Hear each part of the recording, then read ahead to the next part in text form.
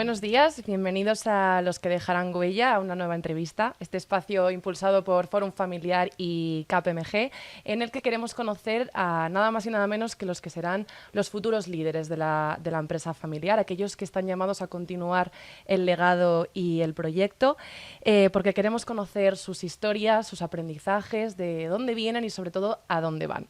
Y tengo aquí conmigo a nuestro segundo invitado, él es Curro Bautista, no Salvador, Curro. Buenos días, ¿qué tal estás? Muy bien, María, encantado de estar aquí. Fenomenal, igual que yo.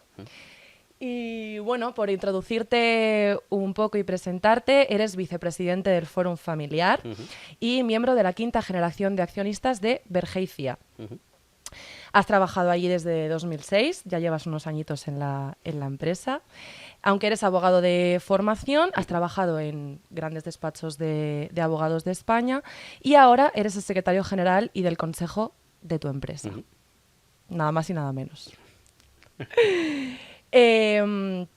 Yo quería empezar para ir poniéndonos en situación y que nos cuentes un poquito sobre ti, porque ya sabes que en este podcast lo que queremos es, aparte de conocer tu trayectoria profesional y tu currículum, que es impresionante, pues conocer quién hay detrás del apellido, ¿no? Y yo estoy segura de que has crecido y tu infancia has oído muchísimas historias sobre tu familia, sobre la empresa, y yo querría saber cuál es alguna de esas historias que más te ha marcado, que más resuena en tu memoria y que crees que vas a llevar contigo también para tu futuro. Pues mira, a mí hay una historia que me gusta mucho, que tiene que ver con uno de nuestros valores como empresa familiar, que es el valor de la palabra, el cumplir con la palabra dada, ¿no? En la historia, Berger y compañía se caracteriza por varias cosas, ¿no? Pero una es porque tiene mucha inquietud emprendedora, ¿no? Y aunque somos una empresa que en nuestro origen somos una empresa de servicios portuarios, pues hemos hecho muchas cosas diferentes. Ahora nuestro principal negocio es la distribución de coches. Somos una empresa que tiene 154 años. En 1870 el coche no existía. Pues además de esa diversificación, pues hemos hecho otras muchas, ¿no? Y entonces hubo un momento que tuvimos un negocio de aguas o de bebidas gaseosas en el Sáhara español, cuando el Sáhara era de España, ¿no? Con un socio que era Mr. Wade. Y cuando después de la Marcha Verde España pierde el Sáhara, pues hubo un momento que todas las empresas españolas de allí, pues digamos, se pierden y nos quedamos sin el negocio, ¿no? Y Mr. Wade desapareció de nuestra vida. Han dado el tiempo, pues y pasaron bastantes años. Hubo una compensación a las empresas que habían perdido sus negocios como consecuencia de la pérdida del Sáhara y nos pagaron una indemnización. Y entonces la instrucción que dio el presidente de Berger y compañía en aquella época es: busquen ustedes a Mr. Wade, que le tenemos que pagar su parte de la indemnización. Y nadie sabía dónde estaba Mr. Wade. Y estuvieron años buscándole, lo encontraron en Chile después de mucho tiempo y le mandaron pues lo que se mandara en esa época, no sé, un talón, un tal. Con el dinero, creo que el señor alucinó, casi ni se acordaba del negocio de aguas o de bebidas gaseosas, ¿no? Entonces, eso que es un reflejo de lo que te decía, de que para nosotros es muy importante cumplir la palabra. Probablemente en el momento más difícil de la historia de la compañía, que he tenido voy a decir la desgracia, pero probablemente he tenido la suerte de vivirlo, que fue la situación que tuvimos en el año 2008 con la crisis financiera y con la participada que teníamos Isofotón, pues fue un valor que tuvimos la tentación de poner de lado y que sin embargo honramos, ¿no? Y es una cosa que yo tengo muy grabada a fuego en mi trabajo en la empresa familiar y en lo que hacemos en nuestras relaciones con nuestros socios, con nuestros financiadores, con nuestros empleados, que es fundamental cumplir la palabra. Por supuesto, cumplirla hasta el límite en que puedes, ¿no? Pero yo creo que de nuestros valores ese es probablemente el que más nos marca, ¿no? No solo a mí, sino yo creo que a toda la organización.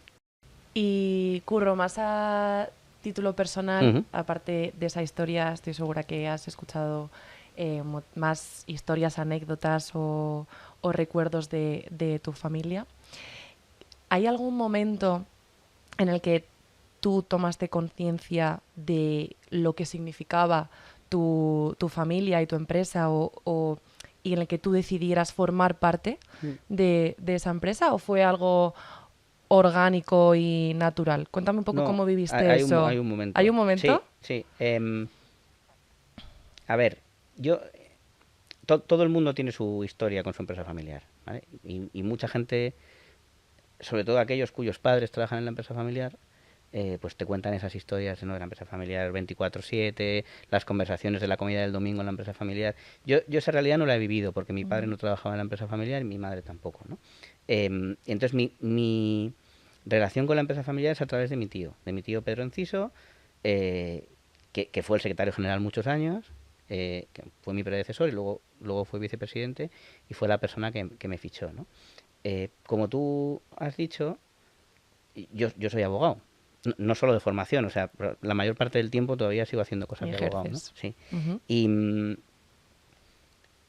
entonces, como cuando yo estaba como a la mitad de la carrera y empecé a tener inquietud por hacer prácticas en sitios, pues empecé a hablar más con Pedro, ¿no?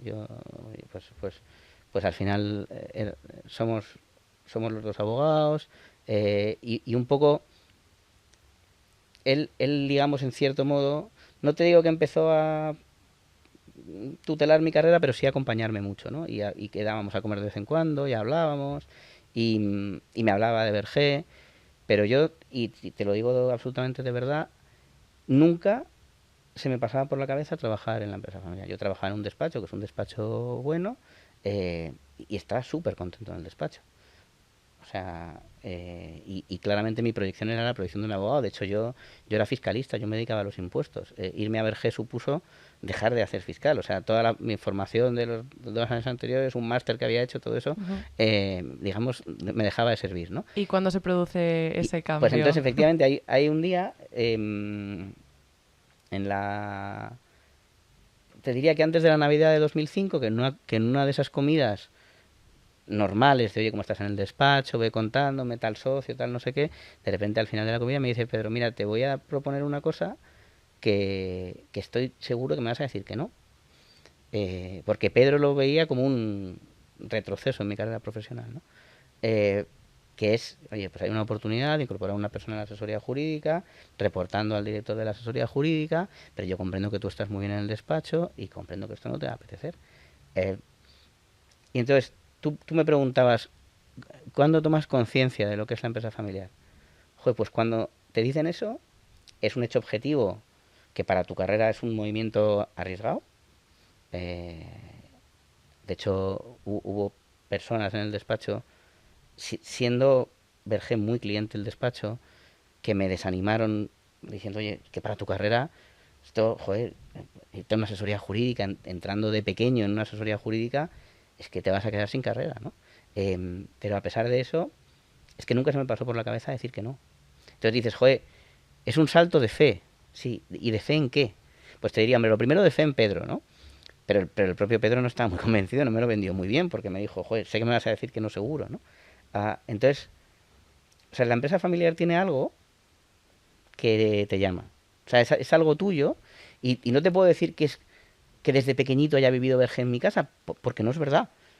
Sí es verdad que yo admiraba y admiro mucho a Pedro, ¿vale? Y que creo que sí, que los valores de Verge, o sea, en realidad las empresas, yo siempre digo, es una cosa es un poco igual fuerte, pero las empresas no existen. Ujú. Las empresas son construcciones jurídicas, lo que existen son las personas que las forman, ¿no? Claro. Entonces, si tú me dices qué persona conoces que encarna mejor los valores que tú crees que tiene Verge, te digo Pedro Enciso, ¿vale? Entonces, decir, joder, yo voy a trabajar con este señor, que además que es mi tío, le admiro muchísimo, pues evidentemente fue un factor muy relevante, ¿no? O Y de sea, hecho, digamos que, sí. perdona que te No, no, nada, interrumpa. nada, si es que me puedo enrollar.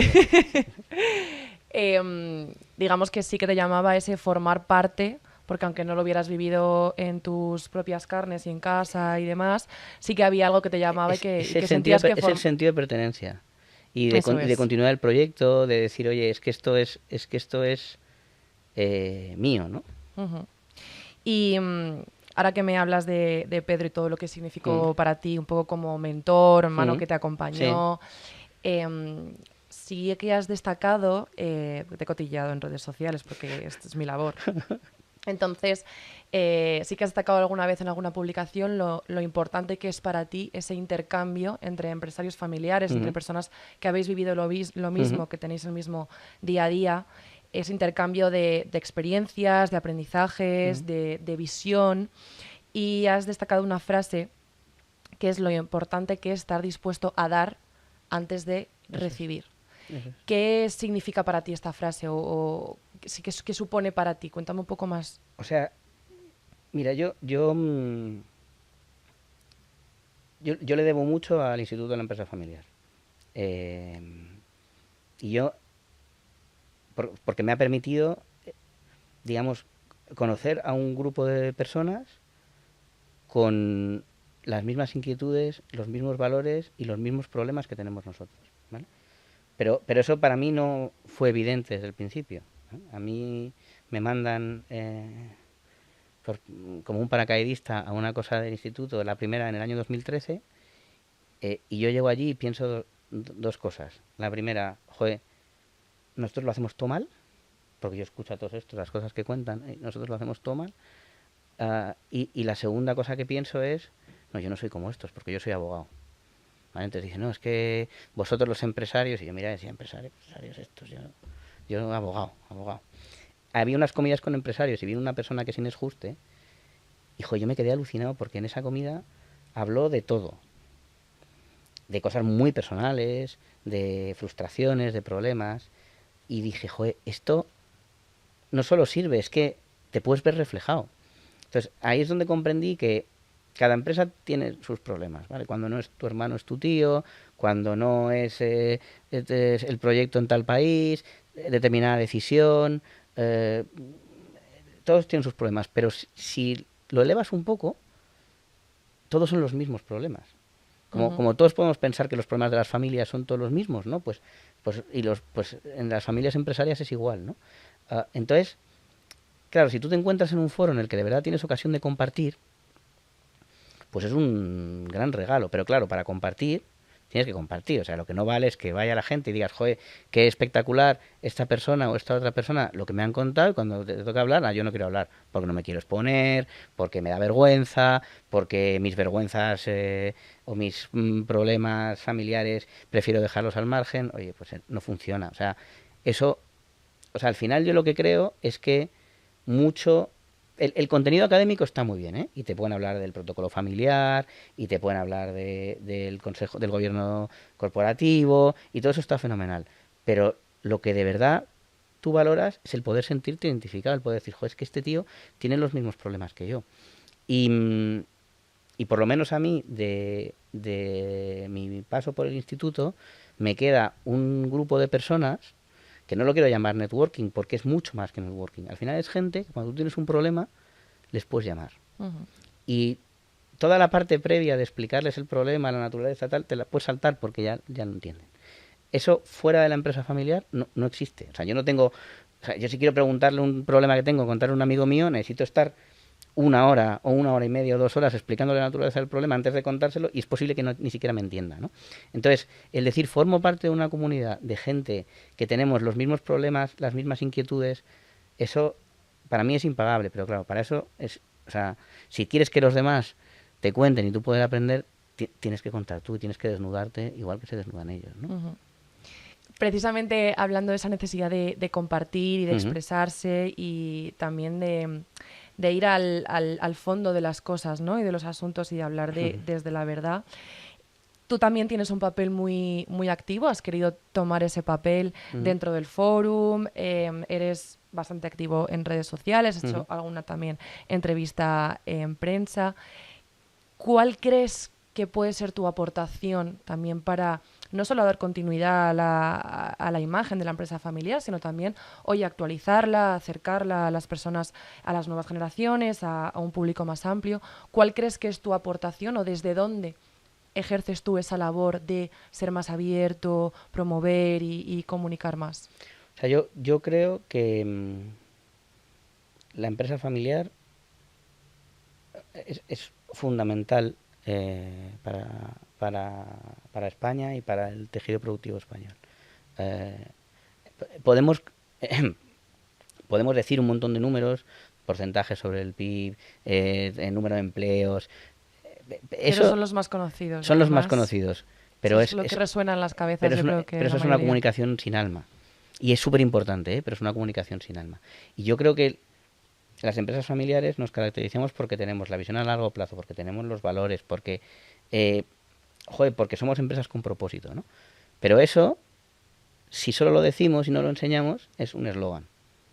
Entonces, yo creo que la única manera que tenemos de transmitirle a la sociedad lo que somos las empresas familiares es enseñarnos. Y sé y he estado en conversaciones donde este es un tema que no es pacífico, ¿no?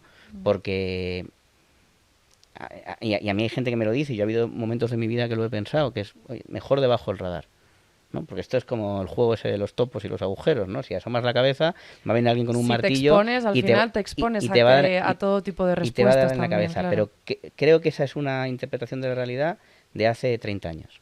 Y creo que hoy la comunicación funciona de una manera que si no comunicas tú, van a comunicar por ti. Y, bueno, y nos ha pasado a todos, sin querer, que de repente sacan artículos sobre tu compañía o incluso sobre ti que no te gustan y que ni siquiera te han llamado para preguntarte. Eh, joder, si tú quieres controlar o de alguna manera influir en lo que van a contar de ti y de tu empresa, tienes que contar tú. Entonces, yo creo que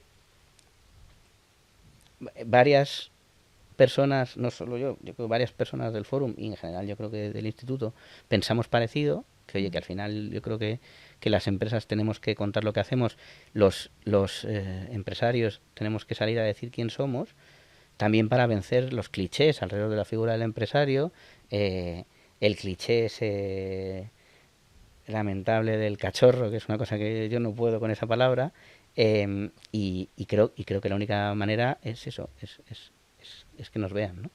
Luego hablaremos Sí, del lo sé, cliché, lo sé. que por supuesto no lo voy a dejar a un lado.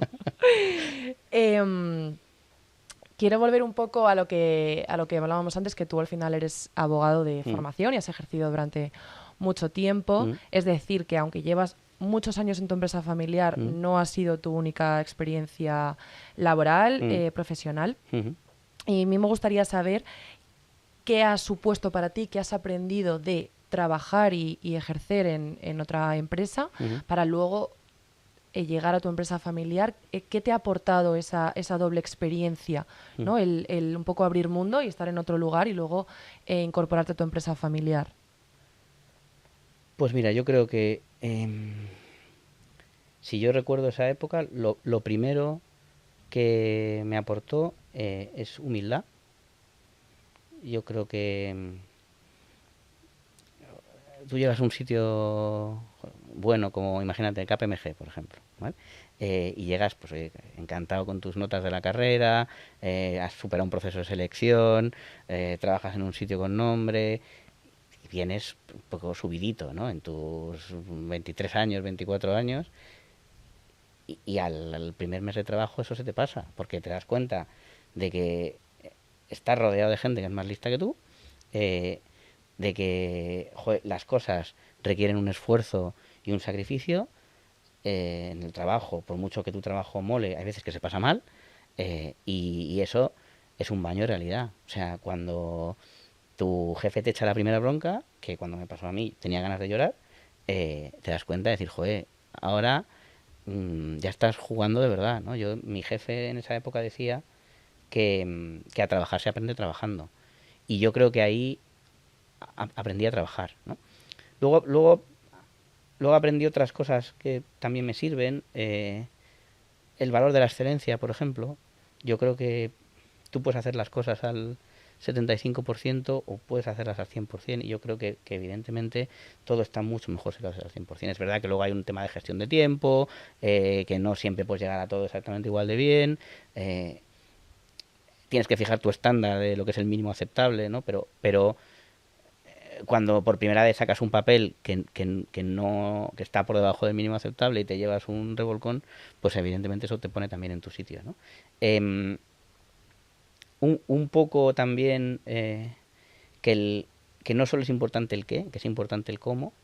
Yo a veces, la gente que ha trabajado conmigo sabe que soy un poco obsesivo con el formato de los papeles. Soy el típico tío que detecta un tipo de letra mal, un espacio mal, y eso es una cosa que claramente me viene de mi época Cada del uno tenemos despacho, nuestras manías, nuestras eso taras. es inevitable, Pero claro. creo que eso, más allá de mi tara, si lo llevo a convertirlo en una virtud, es que creo que la forma de las cosas es importante. Que tú puedes hacer una cosa muy bien de fondo, pero si no la comunicas bien, si no la presentas bien, que Hay se lo una digo a mis primera hijos, que barrera se lo que digo a tienes que mis hijos con los superar, que es, deberes. claro, Sí, que es la presentación, ¿no? Esa persona, la absolutamente, persona que lee tu trabajo tiene que absolutamente. pasar ese filtro para luego ver el fondo y el El contenido. cómo es importante. Y luego sí, Que lo que decías pasa que se lo decías a tus hijos, que te he cortado. lo de los deberes, sí. Em, y luego sí, lo que pasa es que no sé si eso lo aprendí en el despacho o ya lo pensaba de antes. Creo mucho en el valor del mérito. Mucho en el valor del mérito.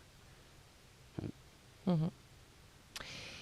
Y con todas estas esos aprendizajes y estos valores que me estás contando, Mm, en tu labor y en tu papel dentro de Bergé, tú al final vas a continuar el proyecto, eres parte de la quinta generación, ujú. vendrá una sexta, vendrá una séptima, por supuesto.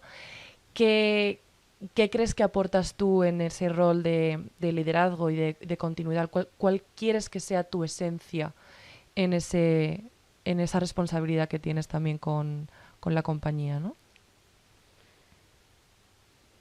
O sea, en,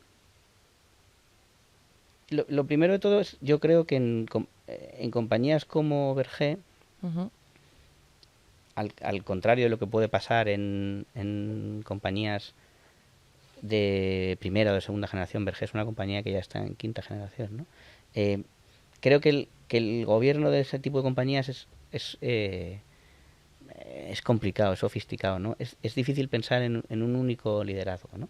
Yo creo que el liderazgo para el futuro tiene que ser un liderazgo coral, es una palabra un poco cursi, coral, pero yo creo que lo refleja bien, ¿no? Es grupal, ¿no? Y con diferentes personas que aporten diferentes puntos de vista, ¿no? Yo creo que mi aproximación tiene mucho que ver con el gobierno corporativo, mucho que ver con la parte de las familias, y porque además nosotros tenemos la peculiaridad de que somos una empresa multifamiliar, ujú. y por eso digo las familias y no solo la familia, ¿no? Y, y, mm, y en el fondo, por un lado, me gustaría ser capaz, bueno, no es poco ser capaz de contribuir a que llegue la sexta generación, que eso es una cosa que has dicho tú, como dice, vendrá la sexta generación, eso es un esfuerzo grande el conseguirlo, ¿no? Ser capaz de, pues un poco siguiendo el legado de Pedro, de mantener unida, digamos, a la siguiente generación de accionistas y luego ser capaz de contribuir a que no se pierda digamos, nuestro espíritu emprendedor. Yo creo mucho que cada generación de la familia empresaria tiene su propio reto emprendedor. Creo mucho en el intraemprendimiento, Ujú. creo que cada generación tiene que hacer el cambio necesario en la empresa para que la empresa pueda seguir, ¿no? Eh, entonces, yo creo que tengo que contribuir pues a afrontar, digamos, ese reto generacional, ¿no? A cambiar lo que haya que cambiar en Berge y compañía para que Berge y compañía pueda seguir. Y sobre esto, porque claro, me dices, conseguir que continúe una siguiente generación es un reto. De hecho, se habla mucho del gran reto de la Sí. sucesión y todo este tema. Em, y hablas también de que es importante hacer los cambios que sean necesarios Ujú, para asegurar que, oye, que este proyecto sigue y ujú, además que se adapta, que cambia en lo que tiene que cambiar. ujú, Mi pregunta es cómo se innova en la empresa familiar. Es fácil innovar porque, claro, tú comentas, tenemos toda esa trayectoria, somos una empresa multifamiliar, tenemos más de 150 años de historia y, y tenéis un gran legado. No ujú. sé si el legado eh, puede ejercer a veces de un poco freno a esa innovación o si no, cómo lo vivís? Joder, yo creo que es un gran cliché respecto a las empresas familiares el pensar que como son antiguas y en cierto modo tradicionales, van a ser muy conservadoras respecto de la innovación.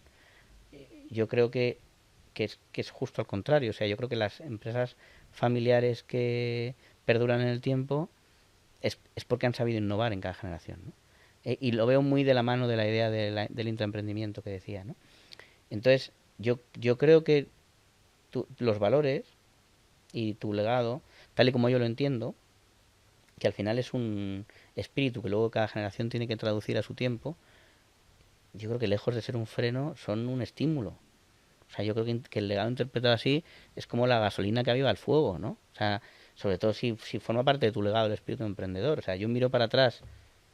O sea, para mí es muy inspiracional el momento en el que el Consejo de Administración de Berger y Compañía de finales de los años 70, principios de los años 80, dice, nosotros que somos una empresa que se dedica a los servicios portuarios, vamos a importar y distribuir en España coches japoneses. Claro, es que tienes que ponerte en esa España. Entonces, cuando yo miro a las decisiones que tenemos que tomar ahora, intento inspirarme en esa decisión. Es decir, esa gente fue innovadora, ¿cómo no van a ser innovadores? ¿No? Dice, oye, coches japoneses. Claro, tú imagínate el recelo y luego después de coches japoneses, cuando ya habíamos superado la barrera de los coches japoneses, coches coreanos. Entonces, creo que que precisamente tenemos que ser capaces de recoger e interpretar ese legado en el sentido de cómo lo aplicamos al futuro, cómo tenemos esa misma visión de pues un poco nosotros la estrategia que tenemos un poco de, de inversión hacia el futuro se basa en la palabra inglesa path, camino, ¿no? Que son las 4 letras, ¿no? O sea, propósito, aliados, tendencias y huella, ¿no? Curiosamente también usamos la palabra huella, ¿no? Esa capacidad de identificar las tendencias mundiales sin perder de vista tu propósito y de tener a los aliados correctos, pues es lo que te permite al final dejar la huella Berger en lo que hagas también en el futuro, ¿no? Sí, sobre todo también yo creo que es no poner el peso en el pasado, ¿no? Sino que ese pasado sea una base sobre la que seguir mirando y construyendo el futuro. Es que en el fondo, y fíjate, yo alguna vez, claro, cuando haces muchas presentaciones en inglés he tenido esta discusión incluso internamente. La palabra legacy en inglés ahora tiene como connotaciones negativas, pero la palabra legado no tiene por qué. O sea, al final un legado es un activo, lo que tiene que hacer es sumarte, ¿no? Claro, si tus valores, pero eso no solo pasa en la empresa, pasa en la vida, ¿no? Si tus valores son una cosa muy rígida, pues es muy posible que al final llegue un momento en el que te sientas prisionero de tus valores, ¿no? Pero si tus valores tú eres capaz de adaptarlos a las circunstancias sin perder la esencia, ¿no? Pues oye, el valor de cumplir la palabra, pues el valor de cumplir la palabra no es igual en cada circunstancia, ¿no? Es un poco lo que yo decía antes, cumplir la palabra siempre que te lo permiten las circunstancias. ¿Por qué? Pues porque hay veces, joder, que tienes que pues en una negociación decir que no a una cosa y te dicen, ya, pero es que tus valores es cumplir la palabra. No, hombre, no. ¿Sabes? O sea, mi valor es cumplir la palabra, pero a cada circunstancia tienes que interpretarlo y adaptarlo porque uno no puede dar lo que no tiene, ¿no? Y como eso todo, entonces el legado, yo lo que creo es que es una cosa que tú tienes que ser capaz de utilizar para potenciar el futuro, digamos, ¿no? Sí, también ser capaces de ser flexibles, ¿no? Sí, que claro. al final es la única manera también de avanzar hacia adelante. Claro. Y hablando de futuro, Sí. Viene una nueva generación, hablábamos antes de que sois la quinta. Sí. Me hablabas del esfuerzo que va a suponer garantizar o hacer que la sexta también llegue y se una a la empresa. Hablábamos también, hemos hablado también en este podcast de ese acercamiento a las nuevas generaciones, que son nativos digitales, que están muy acostumbrados a la inmediatez y que se dice que han perdido esa capacidad de comprometerse, esa paciencia. Y yo quería saber un poco cómo lo ves tú y cómo os aproximáis también a esas nuevas generaciones, porque es evidente que hay que ser capaces de entenderlas y de ofrecerles algo también, pues una motivación y una ilusión y un proyecto, ¿no? Vale, esta respuesta no es fácil, O sea, yo creo que toda generación ha pensado que los que vienen después son peores. Más blandos, más tal, no son iguales que nosotros, no se comprometían igual que nosotros. eh, y probablemente nosotros lo pensamos respecto de la generación que viene, ¿no? Eh, y probablemente estamos siendo injustos, ¿vale? Y es verdad que hay dinámicas, eh, sobre todo de cuando yo empezaba a trabajar, que son dinámicas que en el mercado laboral del futuro probablemente no tendrían que ser iguales, ¿no? El presentismo, el calentar la silla, las reuniones absurdas, eh, el pensar que trabajas más por trabajar 15 horas, el dejar las cosas para el último momento, las ineficiencias, todas esas cosas eh, probablemente eran propias del mundo laboral en el que yo crecí, donde tenías que ser una especie de legionario dispuesto a dejarte la sangre en el campo de batalla por la empresa, ¿no? Y probablemente en eso la siguiente generación, que pone por delante el equilibrio entre su vida personal y su vida profesional, que se preocupa por su salud, que se preocupa por su ocio, que a lo mejor no quiere dar la vida por la empresa, pues en eso probablemente tienen más razón que nosotros, ¿no? Que nosotros seguimos pensando que el compromiso es lo otro, ¿no? Eh, y sea como sea, lo que está claro es que además eso es lo que piensan. Y ese es el talento que hay ahora y es el talento que hay que capturar, ¿no? Entonces, yo sí que creo que el compromiso te lo da el tener un proyecto que te ilusione. Eh, y yo creo que el reto para las empresas familiares, donde tradicionalmente la gente entra a trabajar y se queda muchos años, Ujú. es que yo creo que una característica de esta nueva generación es que también cambia mucho de trabajo, ¿no? Y tienen esa mentalidad de decir, oye, pues cuando me canse de este proyecto, paso al siguiente, ¿no? Y probablemente nosotros también hijos de este momento de las redes sociales, que en el fondo te genera un poco de impaciencia, estás acostumbrado al rendimiento inmediato uh, y te cansas enseguida, ¿no? Entonces, el reto es decir, ¿cómo soy capaz, uno, de decir que las empresas familiares, frente a las startups, no somos dinosaurios, sabemos ser innovadores, sabemos ser transformadores, tenemos un proyecto ilusionante y además tenemos un propósito, más allá del de pegarle un pelotazo a la compañía. Ujú. Y después de haber conseguido transmitir esa primera cosa, tienes que transmitir la segunda, que es decir, no, y es que este proyecto va a ser ilusionante en el tiempo. O sea, tú vas a venir aquí y vas a estar ilusionado el año 1, el año 4 o el año 18, como es mi caso, ¿no? Y yo creo que en eso el saber que hay una familia que tiene una visión a largo plazo, que está presente en el negocio, que tiene esa ilusión, pues debe ser capaz de contagiarle esa ilusión a la organización. ¿Crees que tú como persona joven que forma parte de una compañía como Verge, crees que tú puedes inspirar eso a la gente joven? ¿Puede Mira, ser un motivo de atracción? no es justo que me lo preguntes de mí, ¿Por ¿vale? Porque no qué? te puedo contestar, porque entonces yo te digo, creo que Estamos aquí personas, para hablar de ti, curro, creo claro. que personas como, y voy a decir algunos nombres, pero son muchos más. Creo que personas como Patricia Riveras en Gestam, como Ana Álvarez en Armando Álvarez, como Juan Moya en Persan, personas a las que yo admiro mucho de la empresa familiar, son capaces de generar eso. Y a mí me gustaría ser capaz de generar lo mismo, claro. Ujú. Em, Hablábamos del cliché que sí que sobrevuela a las generaciones más jóvenes em, y hablábamos también de otro cliché que es el de la empresa familiar. Ujú. Y a mí me gustó una frase que dijiste en otra entrevista y que, si me lo permites, quiero leer textualmente. Estamos en un mundo en el que está esa dicotomía entre el empresario y el emprendedor. El emprendedor es un señor que va a trabajar en zapatillas y mola muchísimo, y todo el mundo quiere trabajar con él. Y el empresario es un señor con bombín y puro y es malísimo. Y tenemos que explicar que el empresario es un emprendedor que ha triunfado y que las empresas familiares no somos empresas rancias antiguas, Ujú. sino que también molamos. ¿Por qué crees, hemos hablado un poco de esto antes, ¿no? Pero ¿por qué crees que esta idea está tan arraigada?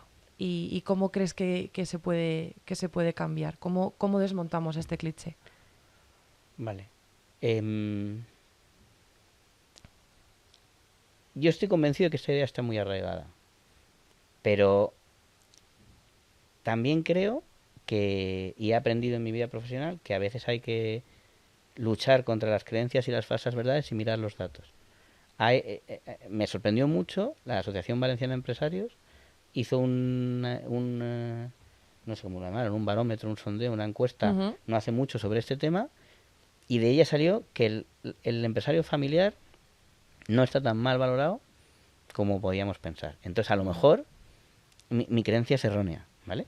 Mi creencia se basa pues, en lo que veo en los medios de comunicación, en la imagen que se proyecta el empresario, en lo que les escucho a los políticos, eh, y en general en lo que permea la sociedad. Creo que hay una lluvia fina, siempre que aparece un empresario en una serie, siempre que tal, pues oye, el empresario de la pyme, el dueño del bar, el del pequeño comercio, ese siempre bien, pero el gran empresario siempre está pensando solo en su beneficio, nunca en los trabajadores.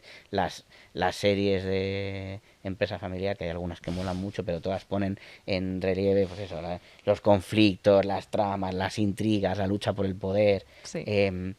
Y creo que evidentemente todo eso pues contribuye a crear un caldo de cultivo donde uno ve una corbata y dice, ese malo, ¿no?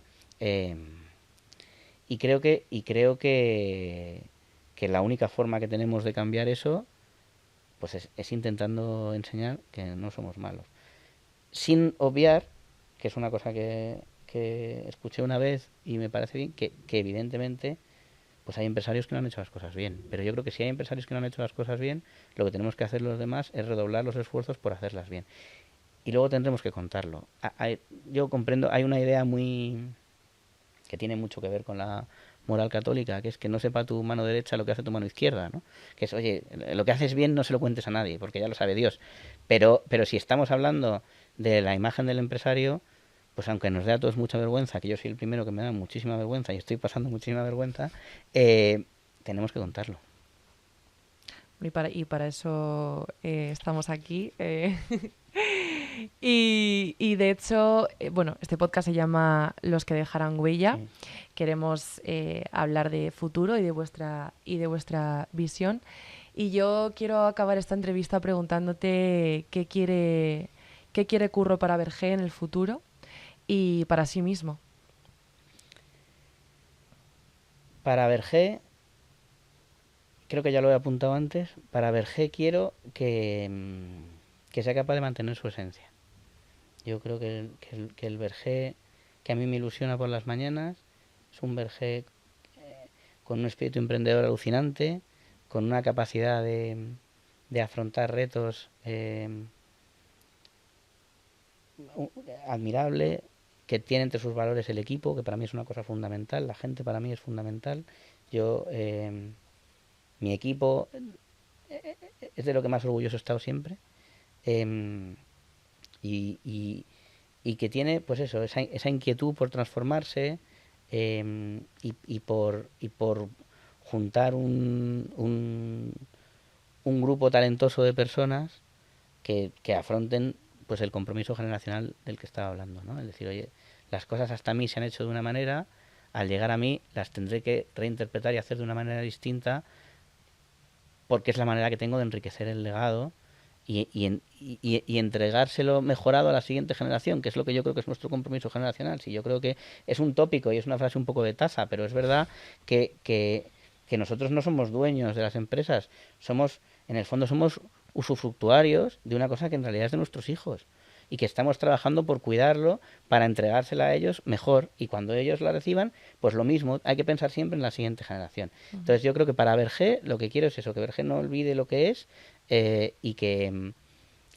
por ejemplo, ese ejemplo que para mí ha sido toda esa historia que he contado al principio de la crisis que pasamos con Isofotón, de la deuda que asumimos y hemos pagado, ese Ujú. esfuerzo tan grande que ha hecho la compañía por cumplir sus obligaciones, por cumplir sus compromisos, por cumplir su palabra, pues que ese rigor también se mantenga, ¿no? Y para mí yo lo que quiero es tener un propósito y una ilusión. Y creo que la empresa familiar es el sitio idóneo si quieres tener un propósito y una ilusión. Si quieres tener un impacto, si quieres levantarte con ganas de ir a trabajar por la mañana, con independencia de, pues de que hay días que son un marrón y que ¿Cómo sabes se que van a ser mantiene uno difíciles, ¿no? ilusionado con el paso del tiempo? Que yo Pues creo que eso es una gran pregunta para todos. es una pregunta, sí, además no solo profesional. Claro, Em, claro. De aquí entran en juego muchas cosas. yo creo que tienes que tener proyectos que te ilusionen. O sea, yo creo que el proyecto en mi caso, Verge y compañía, el proyecto de la empresa te puede ilusionar en su conjunto, pero luego además, cada uno de los proyectos que acometas te tienen que ilusionar. Tienes que empezar cosas que te ilusionen, y, y hasta ahora, los 18 años que llevo en Verge, no ha habido uno igual a otro. Y nos ha pasado de todo. Y ha habido cosas muy divertidas. Y yo creo que divertirse también es fundamental. Entonces, yo en el fondo lo que quiero para Verge es lo que quiero para mí también, un trabajo donde eso se mantenga, donde eso no se pierda, un entorno donde eso no se pierda, ¿no? Con la inquietud y el espíritu emprendedor, sin la burocracia de las grandes corporaciones probablemente. Y eso, joder, viniendo de un abogado, igual suena un poco raro, ¿no? Porque políticas, procedimientos, riesgos, el consejo de administración. Pero yo creo que tienes que mantenerte siempre con esa hambre, con esa ilusión, con ese entusiasmo, ¿no? Pues ojalá que sea así, estoy segura de que haréis todo lo posible. Y te agradezco muchísimo que hayas Nada, a ti ha querido sido un placer. venir aquí y mil gracias, Nada, Curro. a ti.